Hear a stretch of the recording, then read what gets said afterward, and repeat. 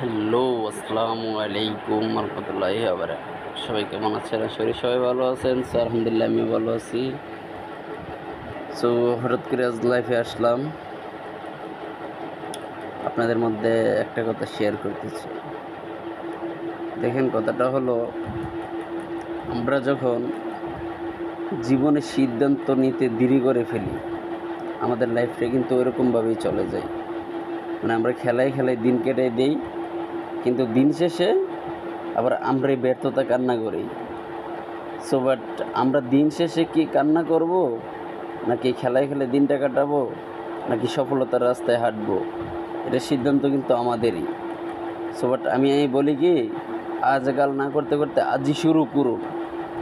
আজ শুরু করলে কাল হয়তোবা 2 দিন বা 3 দিন অথবা 1 মাস বা 2 মাস, একদিন না একদিন আপনার সফলতা আসবেই আসবে।